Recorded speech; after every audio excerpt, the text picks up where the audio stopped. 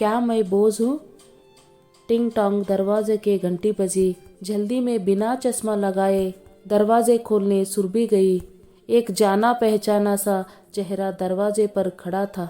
सुरभि की कमजोर आंखें उसको बहुत पहचानने की कोशिश की और उसे अपनी बचपन की सहेली आरती दिखाई दी।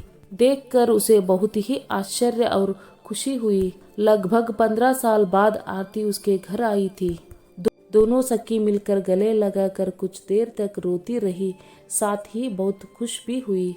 सुरभि ने कभी नहीं सोचा था कि इतने सालों बाद दोबारा आरती से मुलाकात होगी। दोनों बचपन की सखी बैठकर अपनी पुरानी बातें करती रही।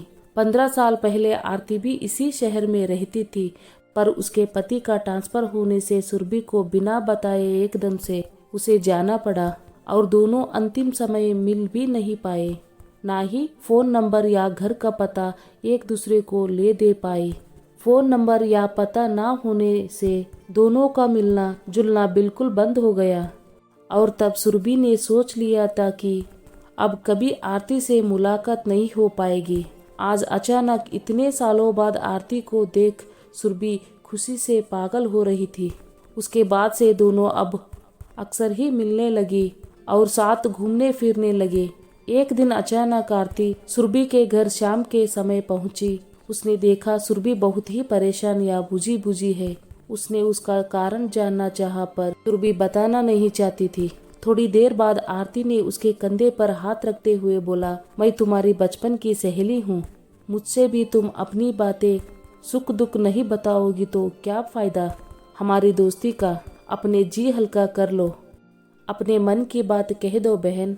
सुरभि आंखों में मोटे मोटे आंसू भरकर बोली कि आरती, जब से तेरी जीजाजी का देहांत हुआ है तब से मेरे बेटे बहू रोहन या मालती का व्यवहार बहुत ही बदल गया है। दोनों बेटा और बहू अपनी नौकरी में इतने बिजी रहते हैं कि कोई मेरे पर ध्यान ही नहीं देता, कोई मुझसे बात भी नहीं करता और यदि मैं करूँ तो चुप रहने को बोलते हैं। बस मेरा काम है खाना खाना और मुंह बंद करके रहना। जरा भी किसी बात पर अपनी राय दे तो दोनों कुछ ना कुछ सुना देते हैं। एक ही बेटा होने से मुझे कोई दूसरा ऑप्शन ही नहीं है कि मैं कहीं और जा सकूं। मन मार के यही रहना पड़ता है। मुझे ऐसा महसूस होता है जैसे मैं इनके ऊपर बोझ हूँ। रोते हुए सुरभि बोली और साथ ही ये भी कहा, ये अच्छा है कि तेरे तो 2 बेटे हैं तो आराम से दोनों में से किसी के साथ भी रह सकती है। एक नहीं ध्यान रखेगा तो दूसरा तो है ना। सुरभि की दुख भरी बातें सुनकर आरती ने उसको समझाते हुए बोला, बेटा एक हो या 2, सेवा करने वाले होते हैं तो एक भी करता है और नहीं करने वाले होते हैं तो दोनों ही नहीं करते। बच्चे माँ बाप को बेसहारा छोड़ देते हैं। सुरभि, सही मानो तो मुझे लगता है अपने को ही स्वस्थ और सबल रखना चाहिए। सुरभि, दुनिया को देखकर मुझे ऐसा एहसास होता है कि आज के जमाने में कोई किसी का कुछ नहीं करना चाहता।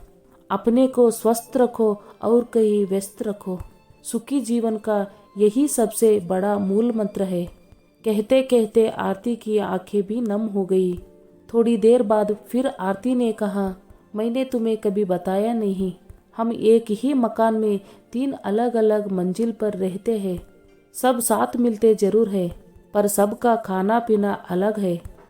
और ना मेरे घर में कोई परेशानी। सब अपनी अपनी लाइफ आराम से जी रहे हैं, अपनी मन मर्जी से। हम सब आज़ाद रहते हैं और खुश भी है। ज़रूरत पड़ने पर साथ भी है। ऐसे अलग अलग हमारे मेहमान हमारे घर के बारे में कुछ जान नहीं सकते। हमारा ड्राइंग रूम भी कॉमन है जिसमें हम सब लोग साथ बैठ लेते हैं।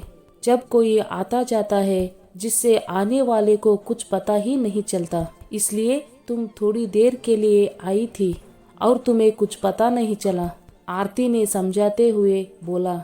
थोड़ी देर बाद सुरभि मुस्कुराते हुए अपने आंसू पोंछते हुए बोली, मुझे लग रहा है कि तुम सही कह रही हो दोस्त।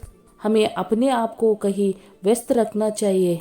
दुनिया में अकेले आए हैं और अकेले ही जाना होगा।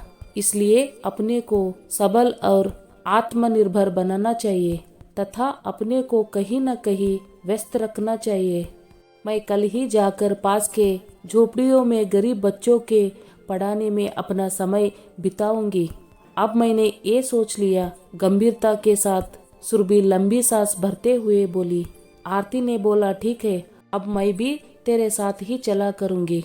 हम दोनों सखिया बुढ़ापे में कुछ नेक काम करेंगे और अपने बुढ़ापे को अच्छा बनाएंगे तथा अपनी जिंदगी में कुछ बदलाव लाकर अपने दम पर दूसरों की जिंदगी में भी बदलाव लाने की कोशिश करेंगे, कहकर दोनों दोस्त अटूट विश्वास के साथ एक दूसरे का हाथ थाम कर मुस्कुराने लगी।